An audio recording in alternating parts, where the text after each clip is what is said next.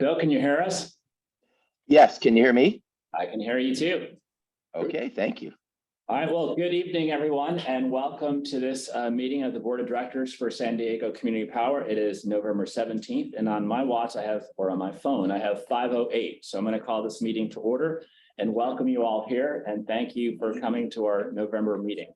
Can we have a roll call, please? Absolutely. City of San Diego representative, LaCava here. County of San Diego representative, Imperial Beach representative, Dedina here. La Mesa representative, Bill Baber here. National City representative, Chula Vista representative, Councilmember John McCann for Chula Vista. Encinitas representative. Oscar here. We have a quorum. Please join me in a pledge of allegiance. Pledge allegiance to the flag of the United States of America America. and to the republic Republic which stands one nation under God, indivisible, with liberty and justice for all. All right, so we have a couple of introductions tonight. We have two new employees that we would like to welcome to our team. And here at our table, here in the office is Sheena Tran. She is the Senior Program Manager, and she's gonna say a few words about herself. Thank you. Nice to meet you all. My name is Sheena Tran, and I recently joined the team as a Senior Program Manager. My background is in implementing sustainability or energy efficiency programs in California and across the United States. And my role here will be to lead our effort in creating the REN, or the Regional Energy Network, which will allow us to access funding to develop programs here. Great, thank you so much for being here. Let's give her a little tap. We also have Carly Mink, who is joining us, and she's a Portfolio Manager for Power Services, and she's joining us online. Would you like to introduce yourself? Yes, can you hear me? Yes, we can hear you. Oh, wonderful. I am just excited to bring my wholesale power trading experience back to public power. So yeah, looking forward to procuring renewable and cost-effective energy going forward. Awesome. Well, thank you for joining the team. We definitely need your help. I was reading the other day that CCAs across the state have procured more than 11 gigawatts of energy. So we need to catch up with all the others that are doing such great things. So thank you for coming to our team. Absolutely. Thank you. All right. We didn't have a closed session, so we don't have anything to report from closed session. Are there any items to be reordered on our agenda? Any changes to the agenda? All right. Any public comment? There are no public comments and no hands raised. All right. So we have a consent calendar, and I've been made aware that we're going to pull one of the consent calendar items because staff would like to pull that and make a point about or answer some questions about that item, and that is item number 2. So we're going to pull that item from the consent calendar, and therefore we have 8 items on the consent calendar. If there are no objections or questions on the consent calendar, I'd entertain a motion on the consent calendar. So moved. Second, Oh, So we have a motion and a second. Vote. Okay, Director Baber, how do you vote? I vote yes. Director Dedina, how do you vote? Dedina, yes. Director LaCava, how do you vote? LaCava, yes. Director McCann, how do you vote? Director McCann, yes. Director Sotelo Solis, how do you vote? Sotelo Solis, aye. Chair Mosca, how do you vote? Yes. Motion carries with all directors voting yes. All right, let's go to the item that was pulled, which is item number 2. And Karen? Yes. Garcia? So we would like to make a change to the consent item number 2. It should state the piece where it says the addition to the legislative policy platform on page 3, section 3 should read. Support legislation that would take into account, with the change being that those 3 words, take into account the concept of social cost of carbon. The draft policy currently states the legislation should study the issue, but the correct verbiage is take into account. Thank you. All right, any questions on that change or any questions on this item? Laura, Director of Regulatory Affairs and Legislative and Regulatory Affairs is here. Would you like to say anything on this item? No. All right. Any public comment on this item? No public comment and no hands raised. All right, if there are no comments or questions, I'll entertain a motion on item number 2, which is approve and update legislative policy with that change taken into account. So moved. All right, Second. we have a motion, and a second. Let's vote. Director Faber, how do you vote? Yes. Director Gedina, how do you vote? Virginia, yes. Director LaCava, how do you vote? LaCava, yes. Director McCann, how do you vote? McCann, yes. Director Sotelo Solis, how do you vote? Sotelo Solis, aye. Chair Mosca, how do you vote? Yes. Motion carries with all directors voting yes. All right, well, that moves us to our regular agenda, and the first item on our regular agenda is item number 10, approval of amendment to Chief Executive Officer Employment Agreement. And Ryan Barron, our General Counsel, is going to take this item. Thank you, Chair Mosca. Before you is an amendment to the CEO's employment agreement. There are 2 modifications to that agreement proposed. One is that when the term expires on April 18, 2025, it's going to convert into CEO serving at the pleasure and will of the Board of Directors. And the second modification is that there was an original relocation assistance period of 8 months after the effective date. That's going to be extended to June 30th, 2023, if you approve the amendment. So please know that we're required to do an oral summary under the Brown Act of any fringe benefits given to a executive, and this serves as that oral summary for purposes of the meeting and the meeting minutes. So moved. That's all I have. Yeah, I have no questions. All right, we have a motion on the table. Do we have any questions or a second? Go ahead. All right, so we have a motion and a second. Do we have any public comment on this item? No public comments and no hands raised. John or Bill, do you have a question? Any questions or comments on this item? No. All right, so we have a motion and a second, and there are no questions and no public comments, so we will move to vote. Director Faber, how do you vote? Yes. Director Gedina, how do you vote? Yes. Director LaCava, how do you vote? LaCava, yes. Director McCann, how do you vote?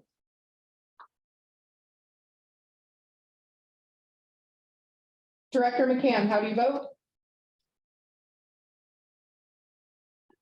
Director Sotelo Solis, how do you vote? Sotelo Solis, McCann, yes. I'm sorry. McCann, yes. Chair Mosca, how do you vote? Yes. Motion carries with all directors voting yes. All right, and we're going to move to item number 11, receive and file the June 30th, 2022 fiscal year end audited financial statement, and Eric Washington, our CFO, and the auditors. Thank you, Chair Mosca. Good evening, directors. Just by way of background, our audit team comprised of Brett Bradford and Alejandra Schaefer of Percenti and Brinker first reported out to the Finance and Risk Management Committee on October 20th during that meeting.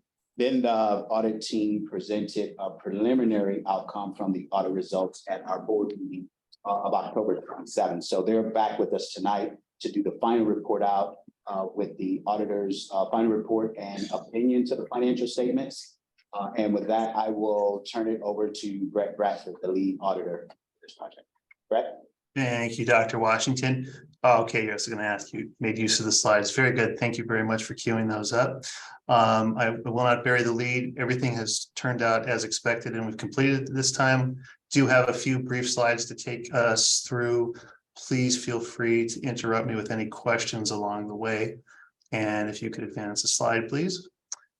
Quick introductory slide here for myself and Alejandra, who I was lucky enough to have on the team this year. And if we could go ahead and advance again, please.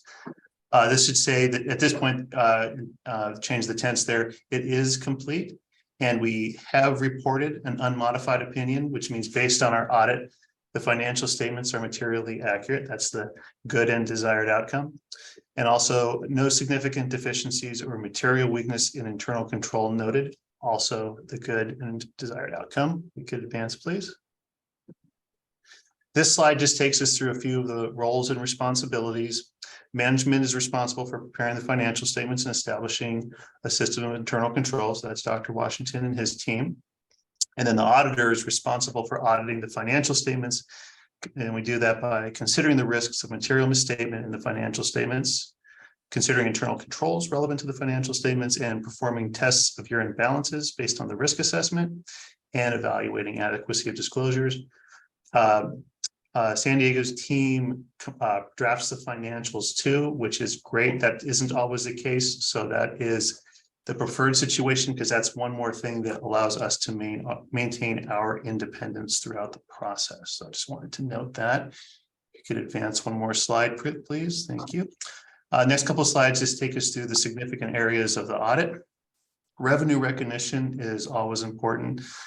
So we take a look, of course, and test accounts receivable and accrued revenue. We do that by testing a sample of customer billings. We relate total cash received during the year to revenue.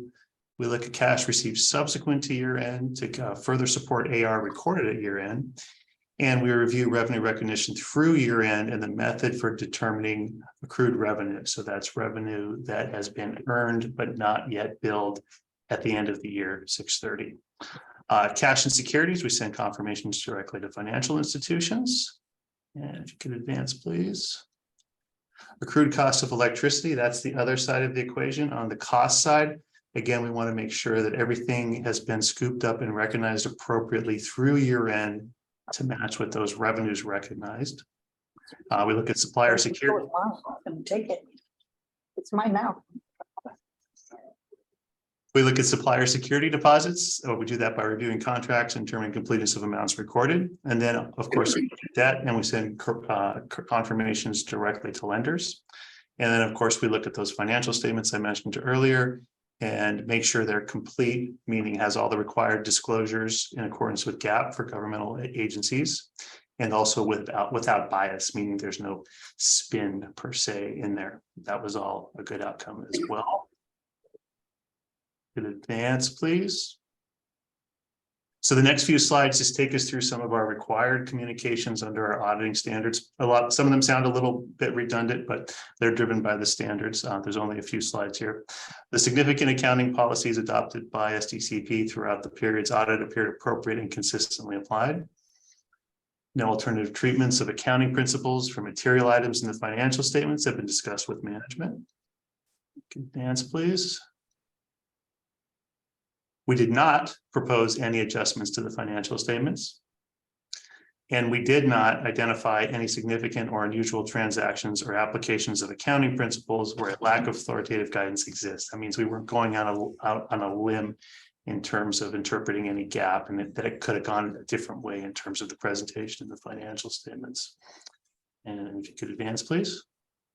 These are two good ones. No disagreements with management concerning the scope of the audit, the application of accounting principles, or the basis for management's judgments on any significant matters.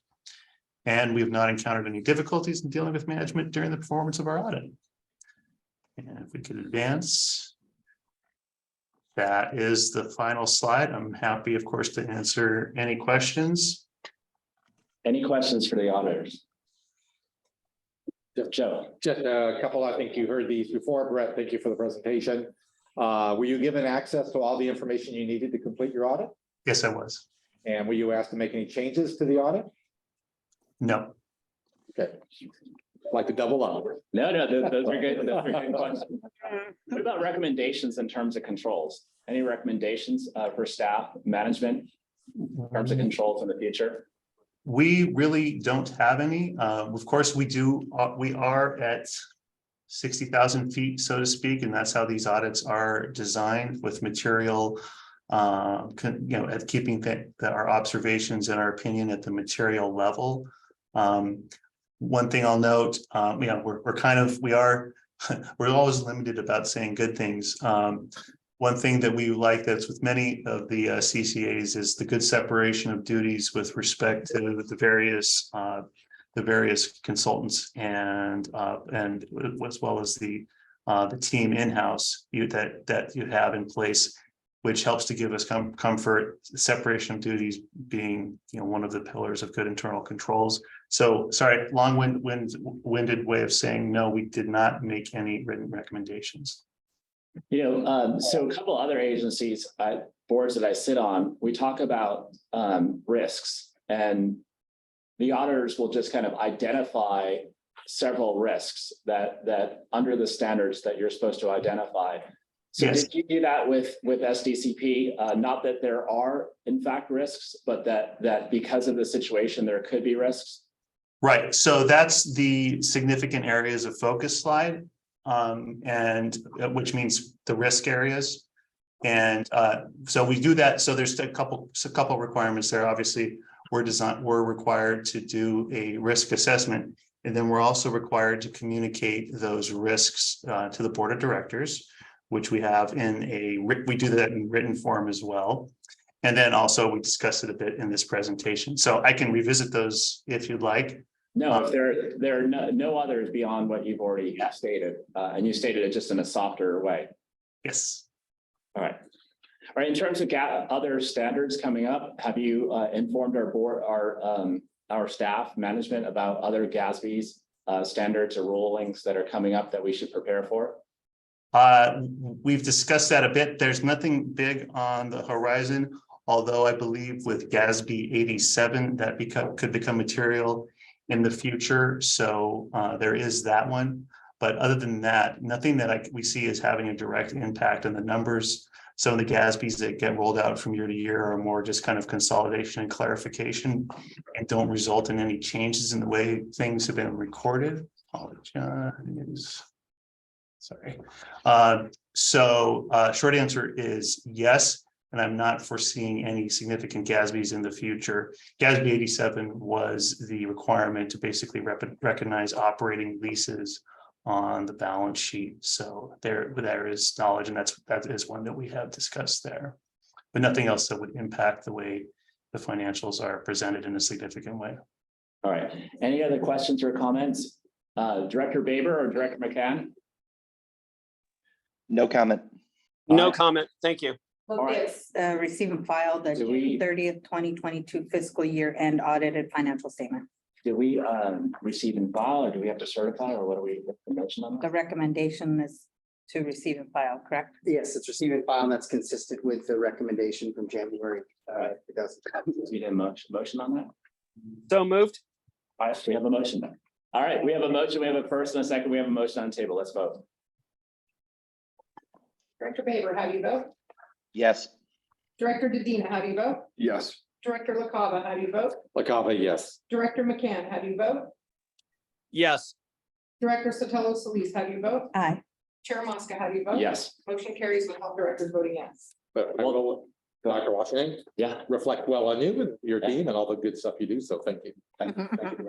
Yeah, thank you, Dr. Washington. And thank you to the auditors. Thank you for doing your job and for letting us know how our books look and letting us know our staff is doing a great job. Thank you.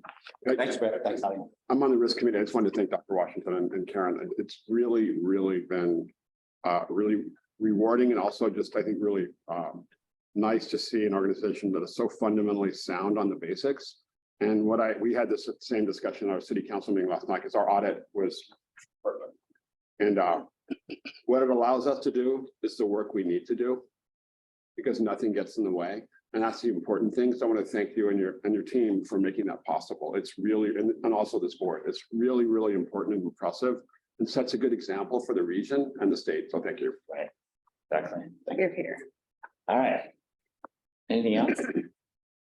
Well, let's move on to the next item, which is approval of rate development policy. And this is our Director of Data Analytics, Lucas. Thanks, Chair Mosca. You're welcome. Good evening, directors. So before you is a rate development policy that is up for your review and approval tonight. The purpose of this rate development policy is covered in the next slide, please.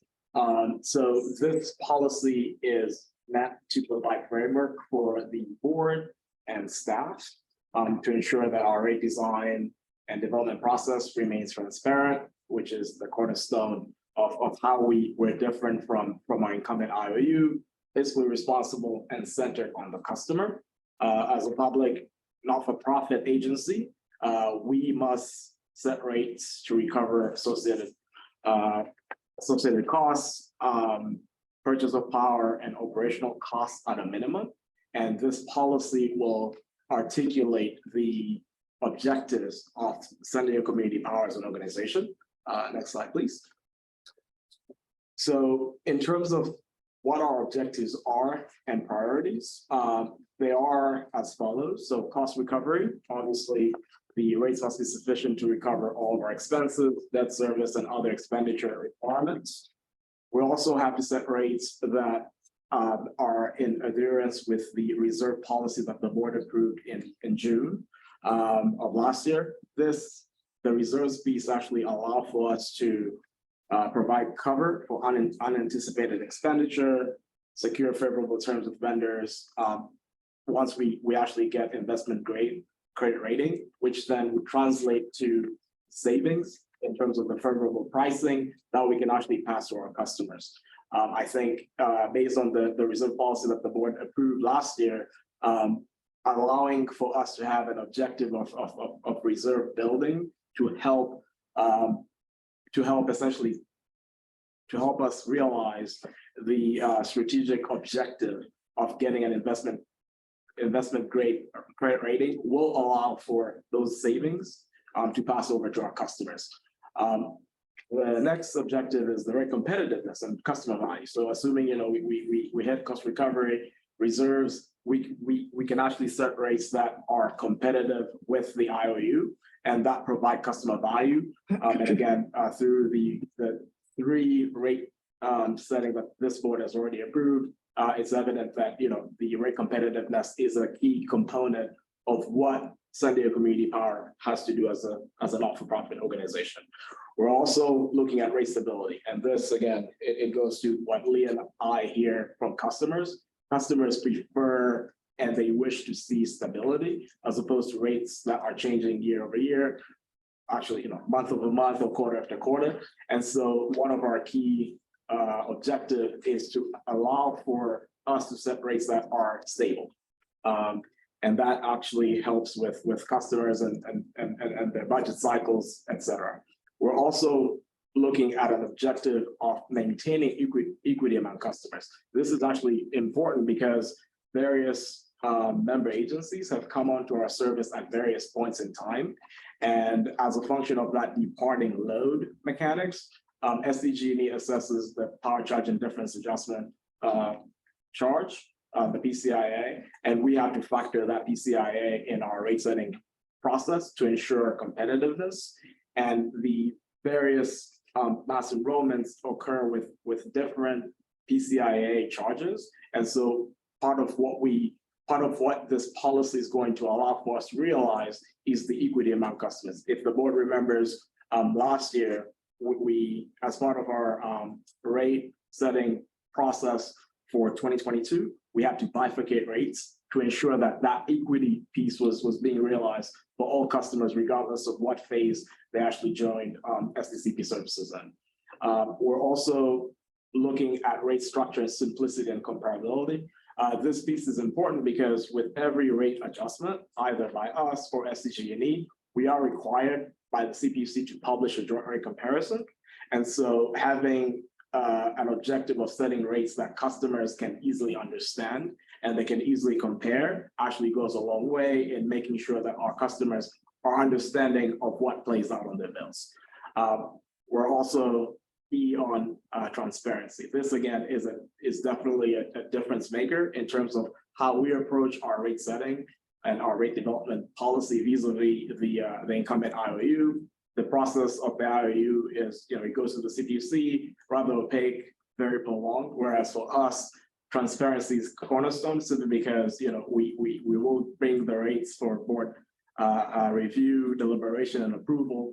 Folks can actually call in, they can participate in that rate setting process. And we believe that to be a very key objective of San Diego Community Power as an organization.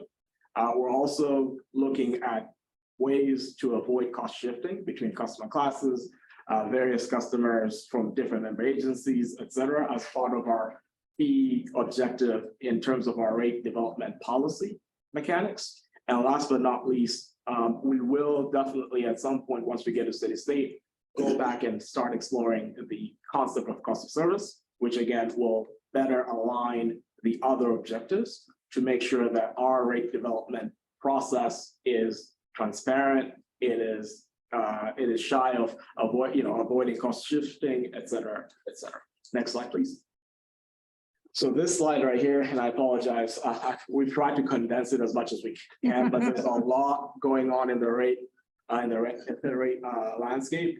Up the top line, that actually it's a chronicle of the actions that San Diego Community Power has undertaken from January of 2022 through February of 2023, which is when we are expecting for our 2023 rates to take effect, after obviously being reviewed and approved by the board in January.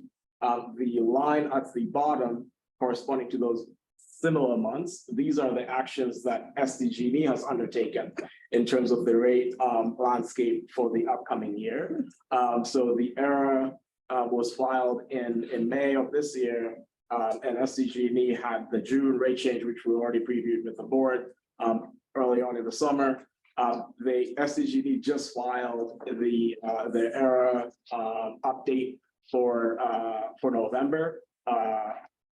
Late evening on November 15th. We're still analyzing what that looks like. And again, it's important for us to note that specific filing, as that actually articulates the PCIA and the franchise fee mechanics for the upcoming year, which we have to factor in to our rate setting development process. So that actually is the landscape of the rate trajectory from early in the year through next year.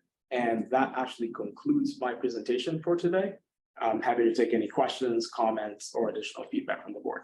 Well, thank you for that presentation. I do think that for all the reasons that you stated in terms of simplicity and transparency, that's all important. But in addition to that, I'm not sure how we ask our ratepayers, our customers to kind of, to turn to how they can shape their demand and how they can basically respond to challenges in the marketplace. Like if there's a shortage of electricity, how they're going to basically make choices if they don't know what they're paying, when they're paying it, and they don't know their energy consumption. So I think as much transparency, as much simplicity, and as much information going to consumers is the best thing in terms of just allowing them to make proper choices, and then also giving them information of, okay, we need to shape demand here, shape load here because of the fact that we're having issues somewhere else in the state or something like that we may have shortages. So I think those are critically important values. How different is this from this framework seems very similar to what we discussed when we put the rates together that we currently have. So is this just basically putting together a policy that really captures what we did before?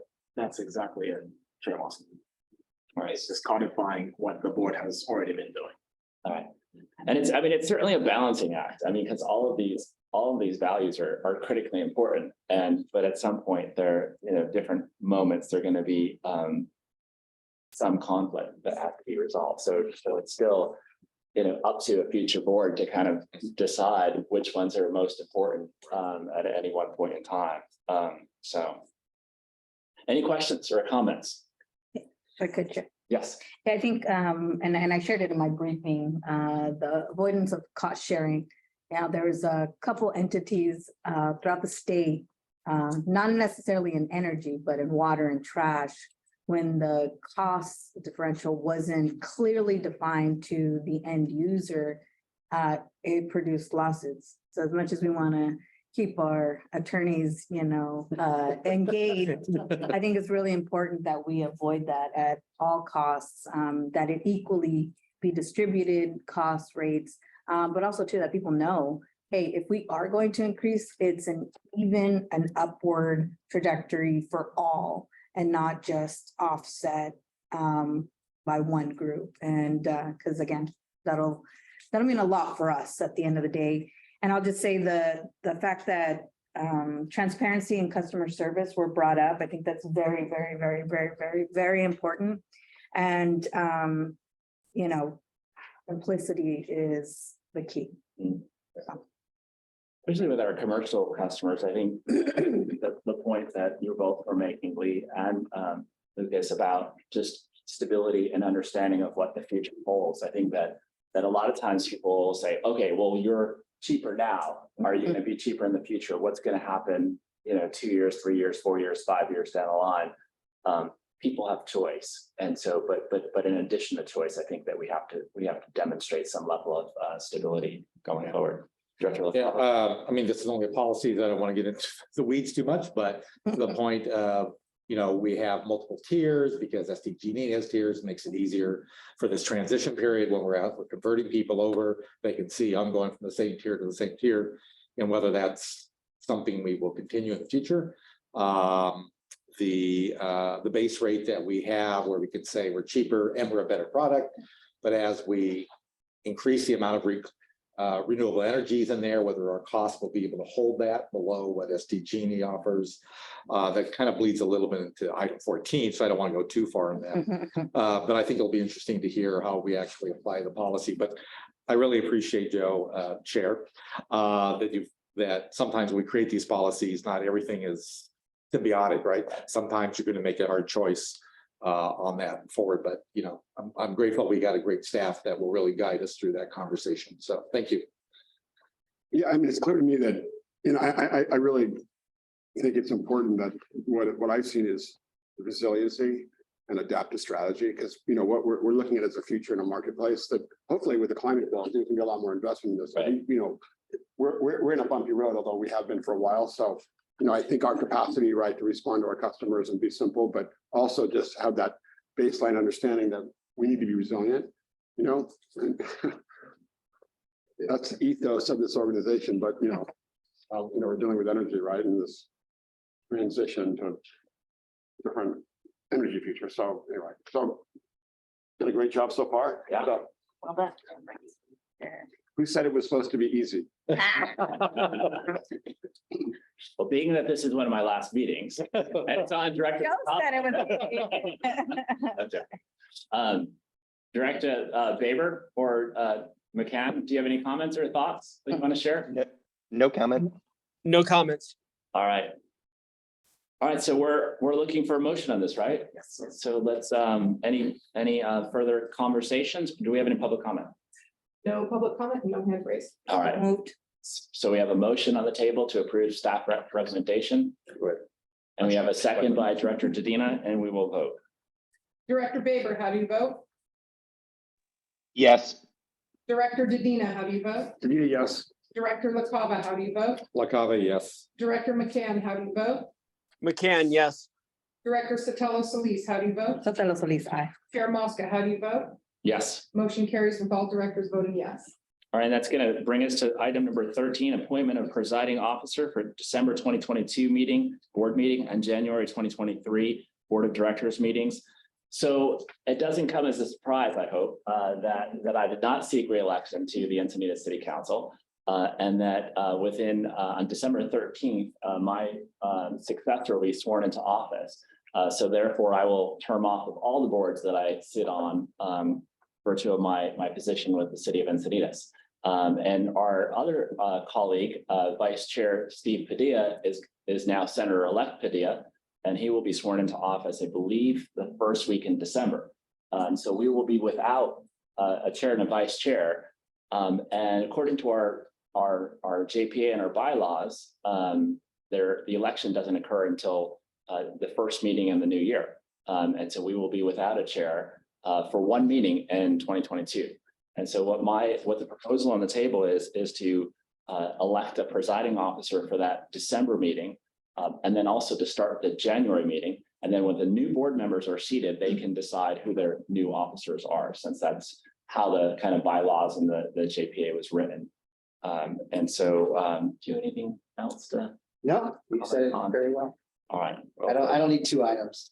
All right. Any questions on the proposal? So what we're going to do, if it's okay with you guys, we would elect a presiding officer who would preside. The presiding officer would preside over the December meeting and then the January meeting. But my hope and expectation would be that according to the bylaws, that we actually hold an election in January. So when the new board is seated, when all the member agencies transmit to FDCP who the board members are going to be, probably by the end of December, the first meeting in January, you'll have a whole new, well, five new board members, Director LaCava and Director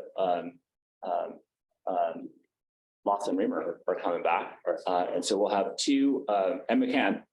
Well, we don't know if, Hopefully I will still be there. Obviously, very thankful for Steve Padilla's work on this San Diego Community Power. well, I mean, I hope that if you that you actually want to be the primary, if you want to, and that you pursue that with your city, and we would love to have you on board. Chair, do you have a recommendation? Yes, that would be my goal. Thank you. So I don't have a recommendation, but so the proposal is to essentially appoint a presiding officer. Since we only have two people coming back, and Director Lawson Reamer is not here, I would recommend that Director LaCava. I'll second that motion from Joe to Joe. I Right. love it. Make it very easy. There you go. So they can't mess up on the notes. The two Joes representing the coast. Two coastal Joes, the two coastal Joes. Now, all right, any questions on that motion? Did I utterly confuse it? No. Joe? It's Yes. Bill. Yes.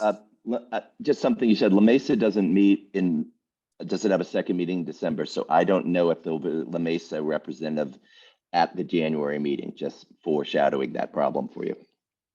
When do you guys meet to certify your election? Well, we do that first week of December, but we don't appoint the replacements to boards and commissions till either the first or second meeting of January. So I cannot guarantee La Mesa will have a rep at the January meeting. That's all I'm saying. All right, all right, all right, all right. So duly noted that La Mesa will have no voice at the, no joking. Or you could suspend the December. Actually, meeting. so Greg Kimura is your alternate. And so you still have Greg is still your alternate. Yes. Greg can serve at the January meeting. That is true. It's just that you had made the comment that you thought the cities would all transmit their new electeds by January. We don't do it. I mean, by December 31st, we don't do that. So All right, sorry. All right, so we have any other questions or comments? No. Director McCann? No, I'm good. All right, perfect. Well, let's vote. Director Baker, how do you vote? yes, Director Dedina, how do you vote? Yes. Director LaCava, how do you vote? Yes. I couldn't miss It the could be opportunity. for the next 3-4 years. Let's vote. Director McCann, how do you vote? McCann, yes. Director Sotelo Solis, how do you vote? Sotelo Solis, aye. Chair Mosca, how do you vote? I do. I vote yes. The Motion carries with all directors voting yes. duties are being transferred. Well, thank you. Yay.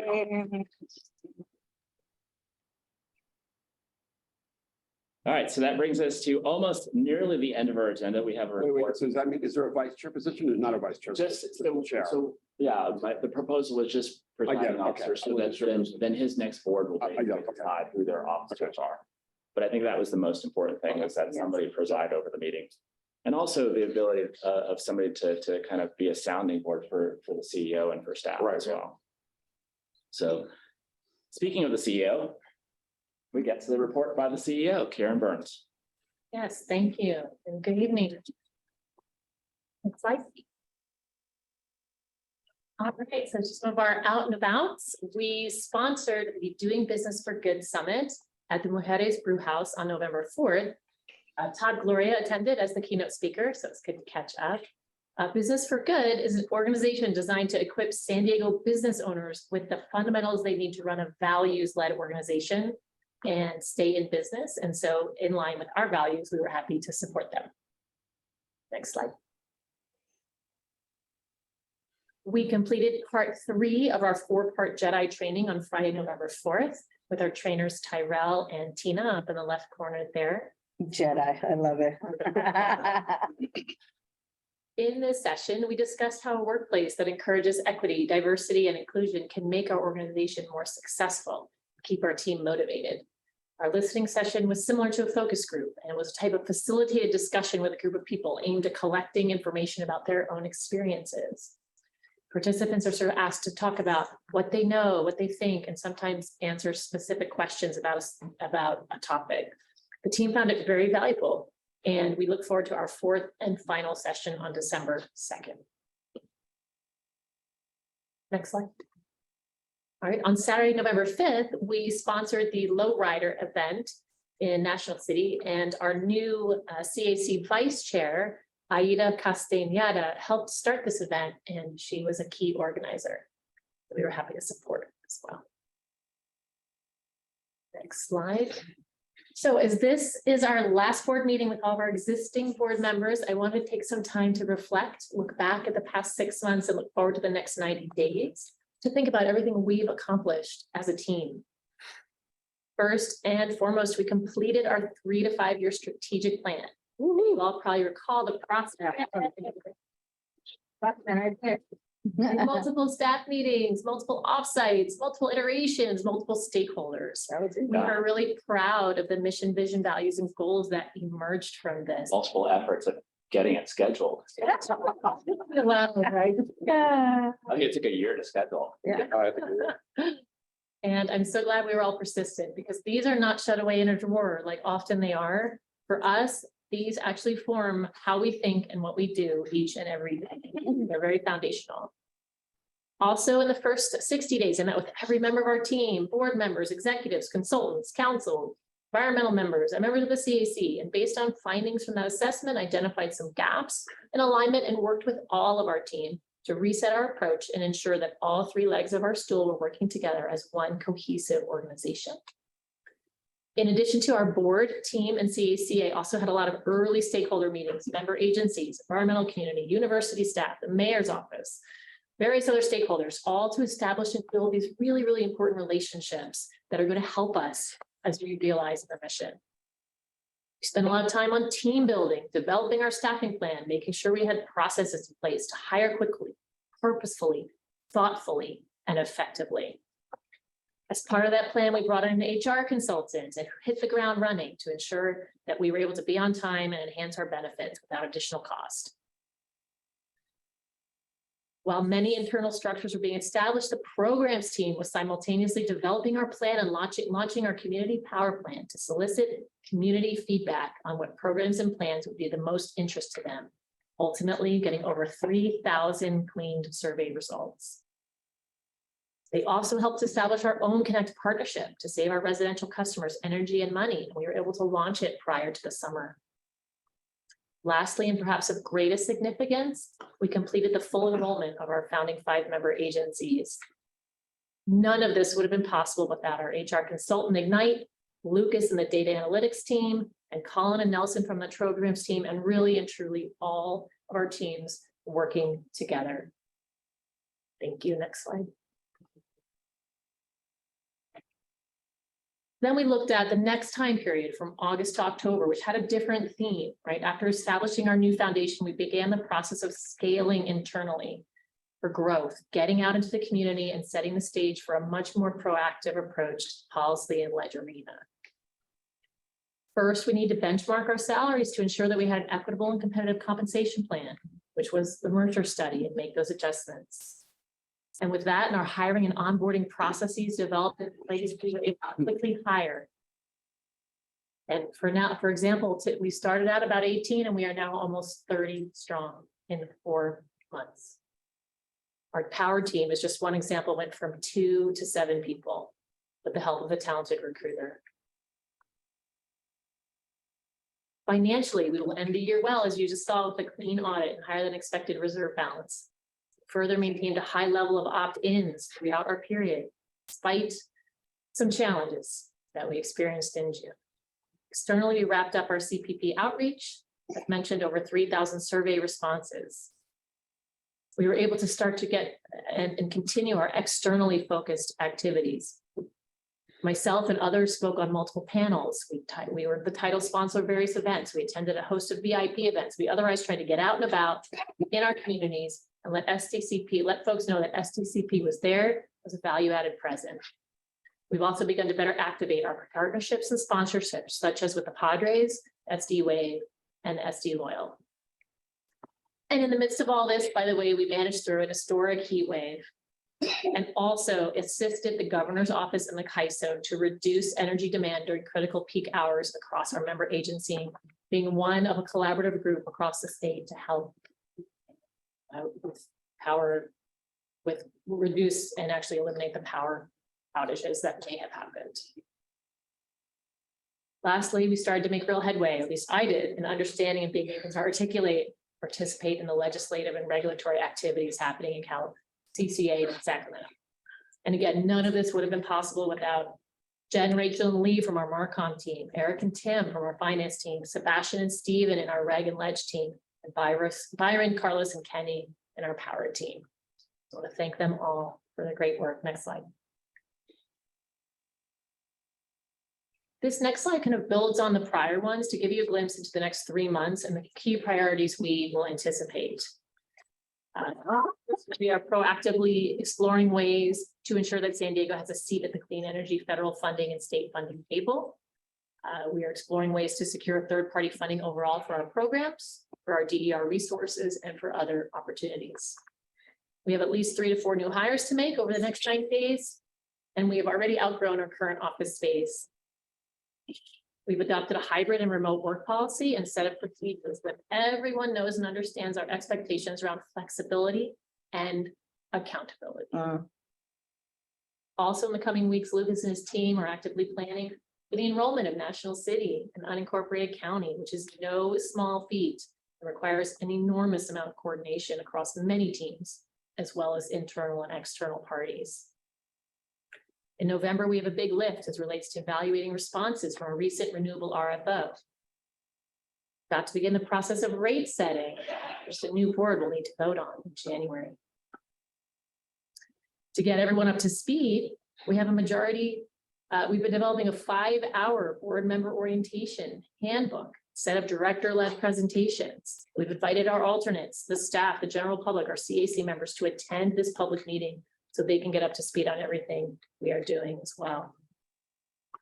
With our Director of Ledge and Reg Affairs back from leave, we also anticipate becoming much more involved and proactive in our Ledge and Reg activities, as well as on the Cal CCA board.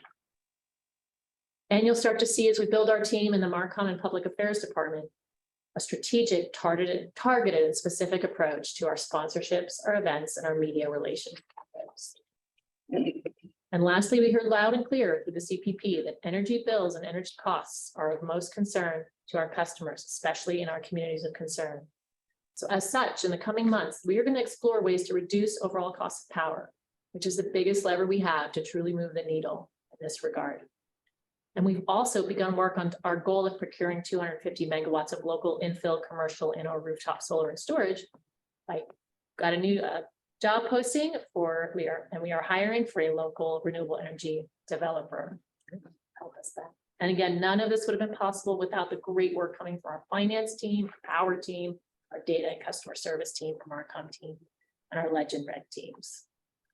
So thank you all. Next slide. Would that person also work with the cities and come to the board with policies that we think that member agencies like San Diego and Encinitas should be adopting to streamline and clear out any of the constraints for local energy storage and local generation? The question was, will we come to? Well, will that person also be responsible for, like, as they're trying to help with the development of local projects, are they also going to kind of put together some best practices that could be adopted by the city of San Diego, by Encinitas, by all of our member agencies, so that we're starting to kind of we're starting to inform our cities, our member agencies, of what the constraints are and how we could basically set up the paradigm so that, you know, if we want energy storage, if you say you want energy storage and you want non-utility scale generation within your member agency, you know, you probably have to change some of these land use policies and change and have fees and other things that actually encourage that to happen. So that person work on those kind of policies? And That's a great idea. Right. All right, just have a couple more. I don't want to stand between us and a. You didn't put on there that we're hosting the Cal CCA conference in San Diego. That's not till May, so yeah, I did. Oh, yeah. All right, but Another thing for you to work on. Okay, yeah. Oh, now we're starting to hear. I would have put more things on. Yeah. I left the organization, it was just soaring. Didn't we just change to oversee? So this was just our hiring plan, and I just put this up here. So this was the hiring plan we put together back in July and August. And as you can see, we're executing to it. We've made a couple of changes as we've gone through, and that's just as we're evolving, right? To your point about resiliency and evolving our needs and evolving our strategy. But overall, we're tracking really well to this plan. Just for my own benefit, and you have like an ongoing process of team building. That's challenging to hire that many new people, right? And you did team building, now you have a new team. How's that going?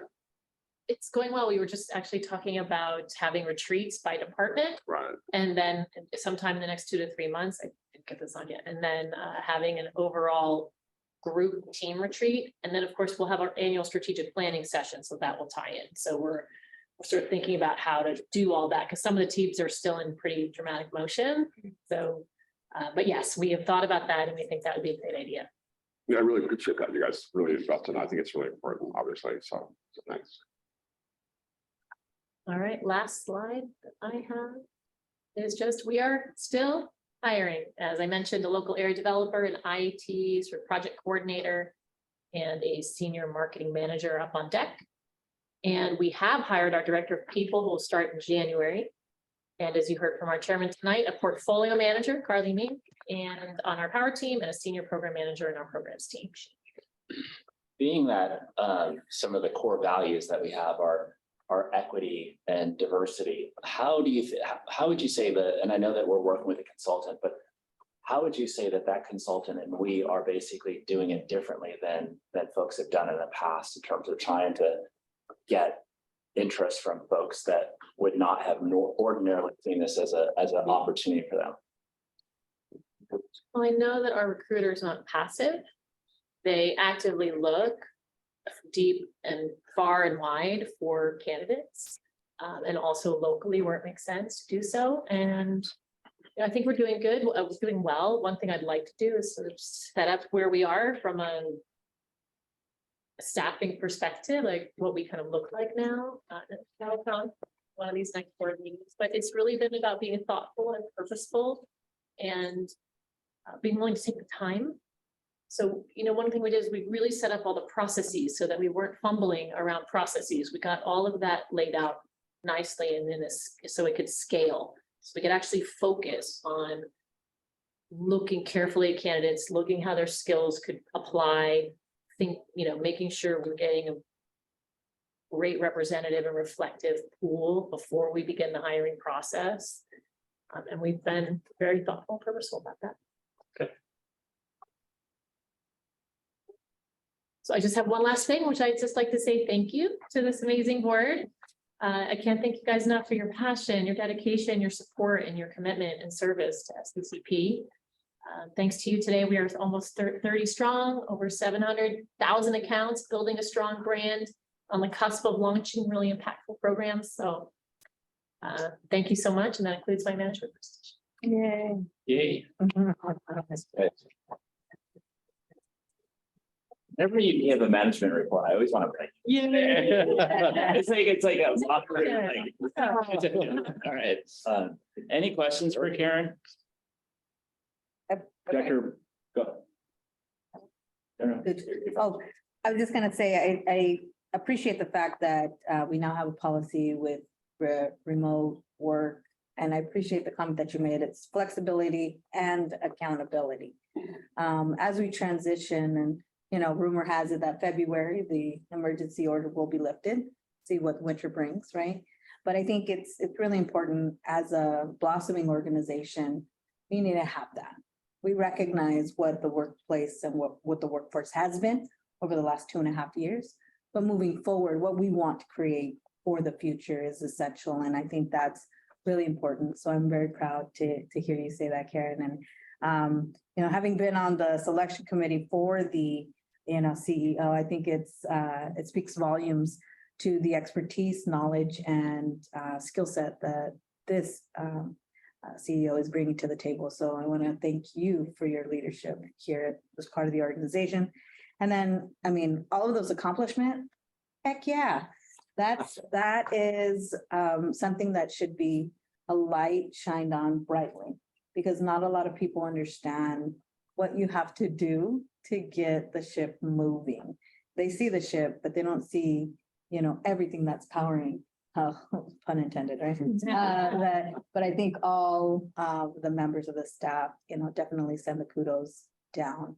And the fact that, you know, there is additional training that is going to be happening. I mean, that's how we evolve. That's how we really work together and get to know each other.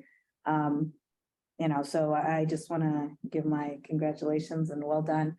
I can't wait to see the list grow longer of all the things SDCP accomplishes. And that is a result of the strategic planning too. And to credit to our CEO, who didn't just shelve it. And quite literally every many meetings that I go to that Karen is presenting, she starts off very slowly and in a very cogent way, like all of them, this is the mission.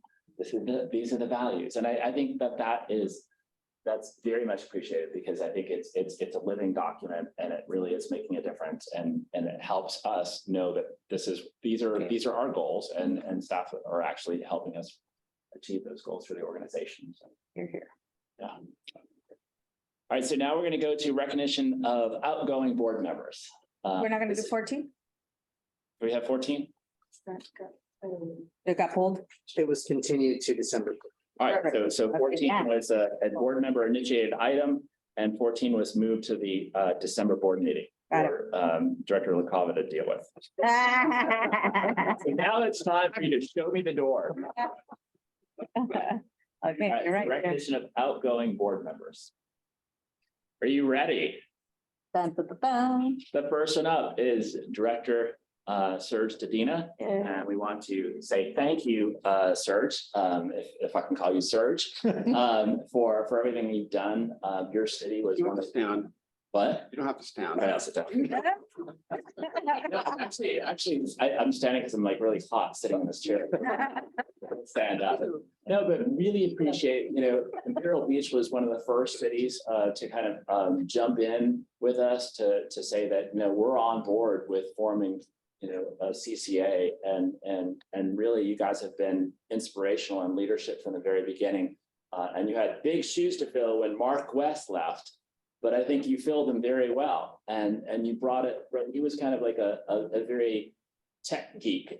And you have given us more of like really the health and sustainability communities. And you've really kind of given us a flavor of environmental justice and standing up for your community and for other communities that haven't historically got the attention that they deserve and need. So thank you so much for being a part of the board. Thank you for everything. Yay. I think we're going to take a picture later on. Yeah. Okay.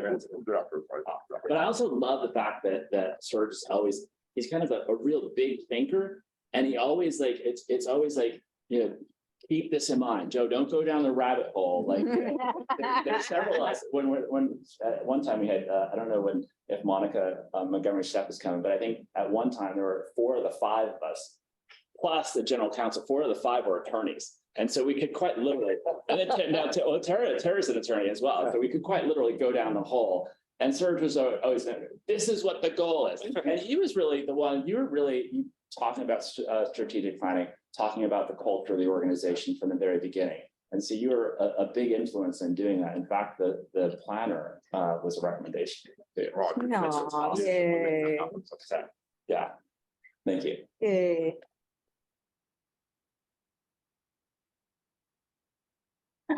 That's me. Sarah, class release. You are an amazing, I gotta come over and hug you. Serge doesn't get a hug, but I do. I wanted a hug. So, That's good. it's amazing. So So humble, so humble. the first time this past year was the first time I got to go to the Civic Well conference up in Yosemite, Oh, yeah. which was really beautiful. And I got to spend a lot of time with Alejandra. And it's such an amazing environment up there, and she's just got so much energy. So the fun was it was a lot of fun to spend some time with you and your family up there, and get to know you. But I think that you've really brought a lot of enthusiasm to this role and a lot of energy from being out on Petco, going to Petco Park. You just kind of, you made that whole experience much more than I would ever made it. You know, Lee was there too, and Lee's a big baseball fan, but certainly you basically brought that energy level and just, you know, brought it up several notches. And I really appreciate everything that you've done for this organization and your role. You know, you really are, you know, just an amazing leader. So thank you. Thank you. Thank you. Thank you. And I think on the back of the certificate, it comes with free energy, right? We're the Power 100. Yeah. Tim Giver, a Power 100. Larry's drawing.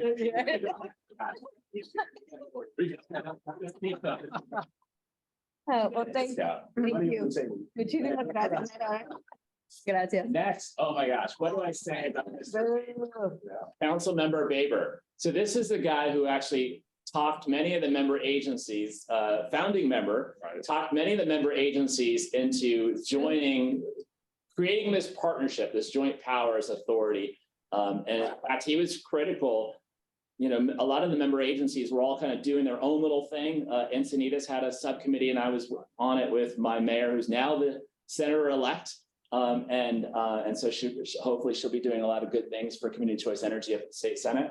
But Bill was the person who brought us all together. I remember in San Diego mayor's office, brought us all together to discuss, you know, how we could basically put this together. He was the guy who basically was twisting everybody's arms and going into all the different council chambers and saying, you need to do this. And so he's a big proponent of community choice energy programs. He stole several amazing Encinitas City for La Mesa, but he's a true leader, and I'm very thankful. I've served with you from the very beginning. The first meeting that we had at your city council chambers there in La Mesa, remember being sworn in for the first time 3 years ago. And you've been I've learned a lot from you. You're a true leader. You know how to politically maneuver things, very, very sticky situations. And I really appreciate your leadership and your abilities. So thank you so much for being a founding member. Thank you so much, Joe. That's a beautiful thing that you said, and I appreciate every word of that. I wish I could be there with you all in person, but I can't. When I think back not only on this service here, but my 8 years on the city council, for those of you retiring, you know what I'm talking about, and for those who haven't, you will. You think back and you go, what did I accomplish? What did we accomplish during this period? And you start to think back, and clearly one of the greatest things we accomplished in La Mesa during my term was helping to create and give birth to and allow to prosper and support the SDCP. I mean, listen to Karen's report tonight, and you know we've come a long way.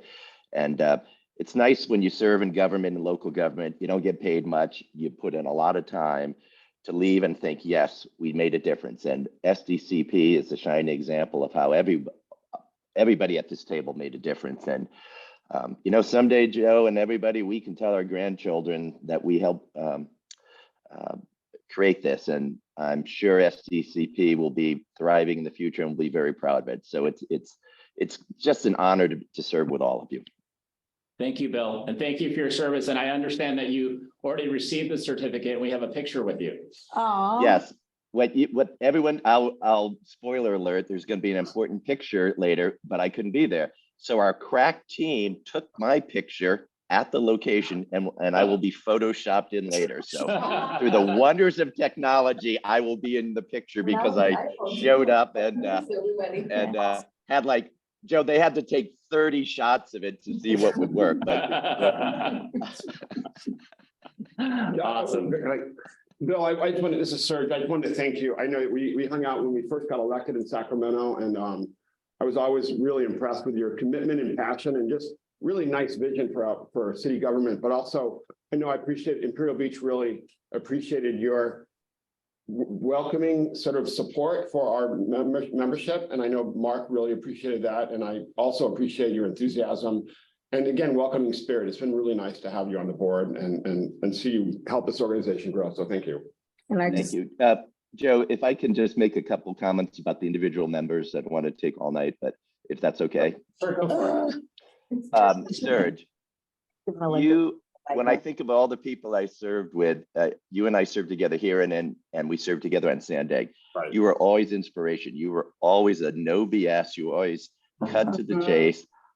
You were always had a good humor, very funny. I loved serving you. There was some meeting I was at one time, Serge, and I can't remember what I said, but I literally said out loud, okay, I'm going to channel my inner Serge Dedina right here.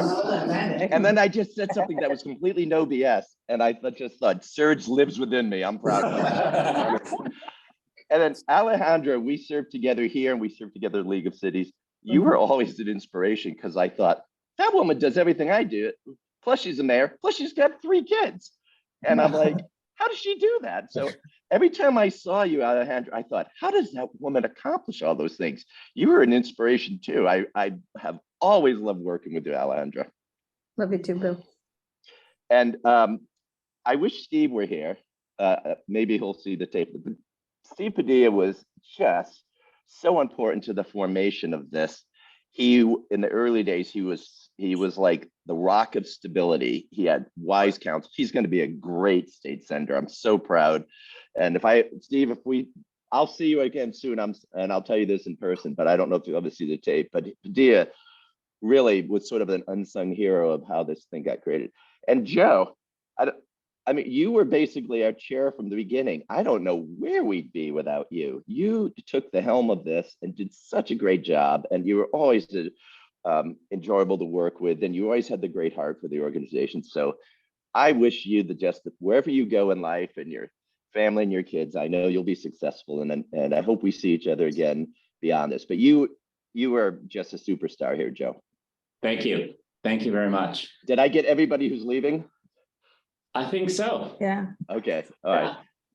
Well, if I could, Chair, Sure. Bill, to your point earlier about Bill taking the show on the road, he was one of those people who literally said, Alejandra, I have the golden ticket right here. Your organization can join SDCP, be one of the founding members. And I mean, he was selling it hard. And unfortunately, we didn't do it that first time around, but the second time we did. And that's the type of character that I think this board truly embodies. It's like, hey, if not the first time, the second time, and we're going to get it right. And we're going to get the right combination. So Bill, we took the golden ticket. It might've been the but we took it. Yeah. Thank you, Alejandra. I don't know if we have a certificate for Steve Padilla, but I would just echo what Bill Baber just said. He was kind of like our senior statesman. Right. I always felt like, he had gone through an experience where he could basically, he knew what to do.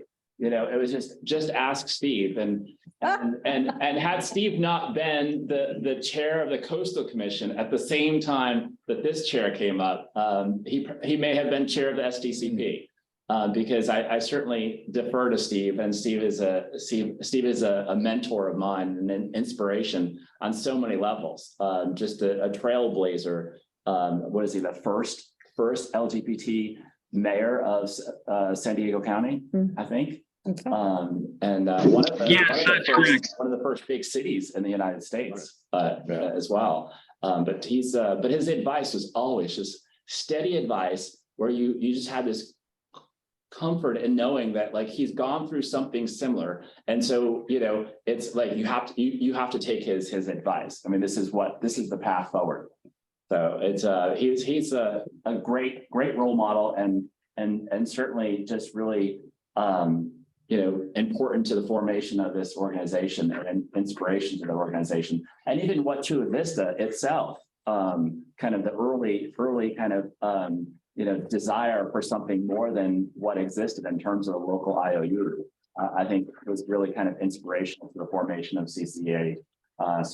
And so when we do see him, we're going to present him with a certificate, whenever that is. Maybe we'll go up to the state Senate, lobby him. Oh, that'd be awesome. That'd be awesome. We'll go up there saying it's about presenting him with a certificate, but we actually have things to A lobby him on. legislative platform. All right, so any other Oh, me? Yeah. Picture, where did you pull that picture from? I don't look like that youthfulness anymore. Yeah. Sweater's awesome. I know, right? Just the season. Well, Yeah. since Vice Chair Padilla is not here, I get both the honor and the pleasure to take his spot. And I'm sure everybody's going to weigh in. But thank you for, it is such an indication of who you are that on this last meeting that you called out each person individually and spoke so passionately and personally about them. And it certainly speaks to the amazing work that the current outgoing board members, those who were here at the very beginning, and my colleague, Councilmember Montgomery Stepp, who really had this audacious idea that we could create this community power, the CCA, and then start up and acquire the power and actually convince 2 more agencies to work in. And you did it with grace and elegance. Really showed your leadership and your willingness to be the chair for the first 3 years. And you shared with me how many hours you spent in that first year, a week, which almost scared me away. But it really showed your commitment to really make this work and do it right. And so, the legacy that you've built is not only looking backwards, working with the interim CEO and now with our permanent CEO, but it's really going to be, your legacy is really going to be what we do going forward, is really a testament to the leadership you built, really the philosophies and the values you've put in. And you're insistent that we have a strategic planning session. I've never wavered from that, which is really going to be a guiding principle for us to go forward and bringing us together. So thank you, sir, for the very high bar that you've set for what a chair should be for this organization. It's going to be a legacy that, as I said, is you're going to continue going forward, and the best of luck whenever you go forward. Any organization that would have you as a leader is going to be very fortunate. You've done an amazing thing. Everybody's been amazing to bring this organization to where it is, but you're just a little bit above all that. So thank you for very much. Thank you. And the candid and kind way that you've really run this organization as the chair of the board. So it means so very much. And so we also have.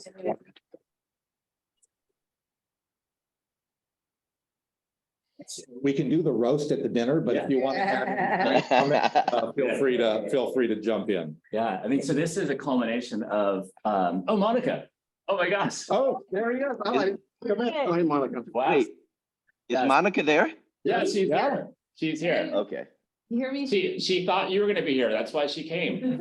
Oh, Well, we okay. say something before you do. Yeah. And I think Oh, yeah. what Joe's energy, I think our team has shared, he's been the even keel, kind of, bringing that perspective. And I just want to say thank you for being so welcoming to the community of National City, and really just jumping off from the very beginning. Hey, we have a committee that needs to be, engaged, and, you did not hesitate to make those appointments. So thank you for that. You're welcome. Thank you for stepping up. But I think, again, it speaks to the leadership of wanting to incorporate others. And so thank you, and felicidades on the next step, whatever that is. Well, now that Monica's here, walking onto a board with Monica, Joe, and Bill And Steve. like high level, like impressive, and the word is solid. Like it was no BS and like mission focused. And I think, Joe, what I really appreciate that you brought to this was the ethos of best practices and high impact, right? And so everything this board did when I came on was really about what's best for the organization. And someone had asked me that, it was just this survey, this woman that's writing about the history. And I said, I never felt like the interests of cities ever got in the way, ever. There was always mission first and organization first, but also bringing that ethos of best practices into the team building, strategic planning, but also how you conduct yourself as a board chair and how the board operates. It's very impressive. Having run a nonprofit, I can say that it's textbook the way it's supposed to be, but you went beyond the call of duty as a board president, and your knowledge of the energy issues was really impressive, but also your practice on how to engage board members and staff was really high level. So I appreciate that. Thank you. Thank you. Well, it's You know, my comments are probably similar to Bill Babers in terms of just, so this kind of marks 12 years in local government. I actually served for 6 years on the Sierra Madre City Council as their mayor and city council member, small city up in Los Angeles area. And then my husband's job took us to the UK for 3 years. So I stepped down in the middle of my second term. And then when I moved to Encinitas, Catherine Blakespeare ran for mayor. And so when she won, I got an opportunity to serve on the Encinitas City Council. I was appointed to the city council and then served, and then ran in my own right in 2018. And so now I'm coming up on 6 years there and 6 years in Sierra Madre. So 12 years in city government. And it's been a really, truly rewarding experience being involved. I mean, you guys know, and you get to see things, learn things, you know, be at some, you know, really important decisions that are being made in terms of, like, I know this may not be fun for others, but sanitation, you know, like, I mean, it's like, I mean, from sanitation to water, he just backed up. He's like, oh no, sanitation, okay. But yeah, I am the life of the party. Sanitation, water, transportation, you are at the center of all these such important decisions that are being made. And from Sierra Madre to Encinitas, I gotta tell you, this is probably the thing that I've been involved in that really, you know, just is all those other stuff that are important, but this is just above what I've done before. And I think I felt it when the organization started coming together. I felt like, okay, this is something that's really big. And it's a really huge legacy issue, which is why I really wanted to be chair and really wanted to be passionate and focused and committed to this organization, because I felt like it was a big, you know, legacy issue for me and something that would truly make a difference for the region and for our state.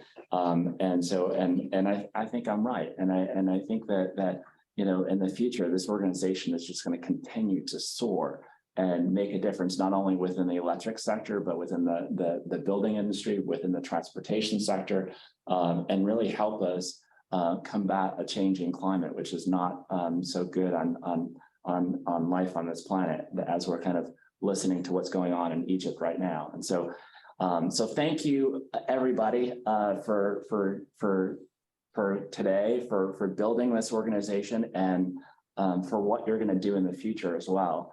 Another founding member here, Monica Montgomery Stepp, who joined, was the original board member and founding member of San Diego Community Power. She made up the 4 attorneys on the board of directors, that original board.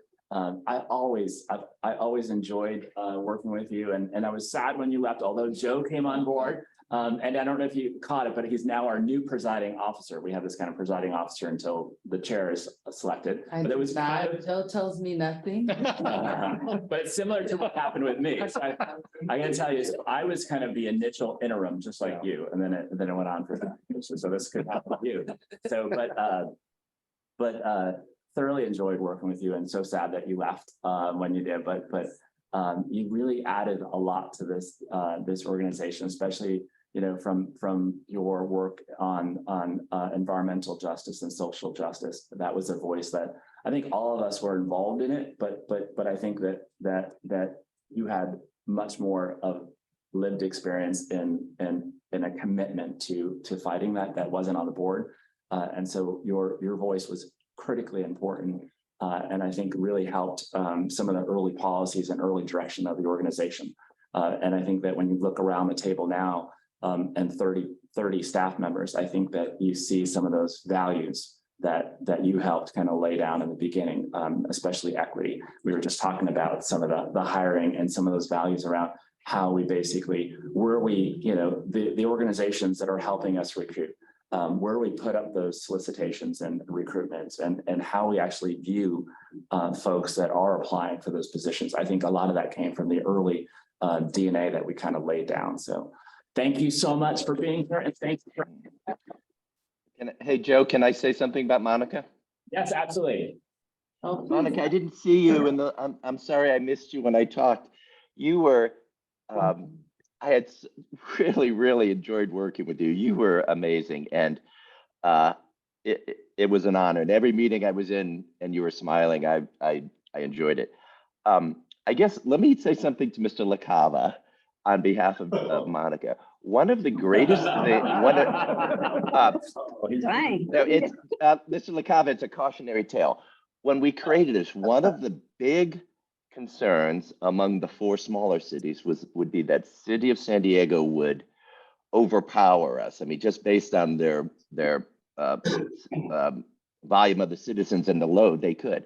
Monica's restraint, Monica's compassion and heart for the whole region, not just for her city, was amazing. And I don't know, Monica, if a different city council person had been in there, how our birth would have happened. But you were so gracious. You were, you never threw your load weight around when you could have. And I always thought, thank God for Monica, because she helped establish this, even though she was the big dog in the room. And you know, sometimes power is not using it. The show of power is not using it. The show of power is not using it. And Monica's representation of the city of San Diego helped stabilize the organization so well. And I'm always thankful for that, Monica. You did such a great job. Thank you. How does this go? Am I to say anything? Right Yeah, sure. Please. So it was really hard to leave. It was very hard. And one of the reasons why, first, because I knew that with Joe being on the city council, then I wouldn't really have to worry about some of the things that were involved in being a board member for San Diego Community Power. But also because I had taken on a state responsibility of serving on the reparations task force, which is a really like historic work. And I didn't want to bring like 1/4 of myself to this. So I decided to step down, but I don't like SAP sessions when people are talking about me, so I'll talk about everybody else. Bill, I appreciate your words. I have to be honest. Sometimes I thought about that weight, but I didn't. Hey, you guys thought I was just gonna be honest. But I think that it was very important to set that tone in the beginning, right? That we needed to show that we were unified in the decisions that we were making. And it is not always like that. And sometimes change is hard because you do have differences of opinion that come out in the public. And that's not always a bad thing, don't get me wrong, but I think that there was a lot of unification around the principles and what this organization and this agency was to bring to this region. And I never wanted to take that lightly. So Joe Mosca, you really did lead by example. So it wasn't sort of this iron fist, but it was very much your leadership style is leading by example. You took in everyone's concerns. You tried to balance them out. You know, when we were finding our way through and navigating through how to make sure that the public and the community groups still had their voice, we navigated through that. You know, so I want to say that I do appreciate the way that you led this organization. While I was, was privileged to serve as a board member. And Bill is like, can I say this? Like my favorite Republican. Thank you, thank you, Yeah. Monica. We had a lot of Say conversations. that word around here. We had a lot of conversations about setting community power, but also just about life, about ethics, about values. And so I really do appreciate you, Bill, and everything that you brought to this organization, and also the role that you played prior to us being an organization, and the things that you did to set us up for success. So just want to say thank you. My friend, Ale, I did not get, I'm sorry, can I call you that? Mayor, Hey. we didn't really get a chance to serve together in this capacity, but we've served in a lot of different capacities. So I just wanted to say publicly that I love you. I appreciate you for who you are. All of you, you're extremely strong and have always been an example for me. Serge, Mayor Jadina. I really had a good time on this board with you, and I appreciated your candor. Even when we disagreed sometimes, that, you know, I knew that coming in, you would always be yourself. And that is something that I hold of high value because that is who I'm gonna be. I'm always gonna be myself. So I see that in other people and I honor it and recognize it and appreciate it. And I also just have to say to the staff members that I haven't seen in forever, hello. It was so refreshing to see you come on board with the same enthusiasm that I think the board members have for this organization. So I just want to say thank you. None of this is really possible. The growth and the purpose and carrying out that vision is really not possible without you. So I appreciate you. And of course, my colleague, Joe LaCava, who took up the mantle. And I just, like I said, I didn't have to worry about what direction he was going to be. I knew he would always be sound. I knew he'd be fair. You know, I knew he'd be thoughtful. I knew that he'd be all those things. And so I just want to say thank you, everyone, for this honor. I really do appreciate you and I miss you all.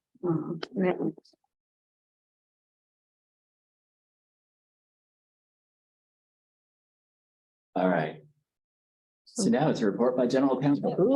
Back to business. Tough act to follow. I said something about Monica. Monica, I really appreciate first, and it's funny because, you know, it was San Diego, but I never thought of you as like, you know, the big city. But what I really appreciated was that you're just plugged in, connected, like grounded, like it, there's no doubts that you represent your community, but more importantly, and I think the corridor that Alejandra and you and then I down in IB, it's bringing that perspective of what equity really is and what it really means and what it takes to do and who needs to be at the table. So I appreciate that. Your voice was loud and clear, but it had an impact. And so I really do value that and appreciate that. And I think it really did help shape this organization. So thank you. Thank you. Okay. So all jokes aside, it's a report for general. All right. You don't need to hear from the lawyers after that. All right. It's been a real pleasure working for all the board members. No official report. No official report. All right. That was- So director comments, any other director comments? No, let's do this. All right, so we are adjourned. Yeah. Happy Thanksgiving. Happy Thanksgiving, everyone. All right, thank Happy you. Thanksgiving. Bye, John. Bye, Bill. Good. Then you want to get one picture, right? All right. That was good.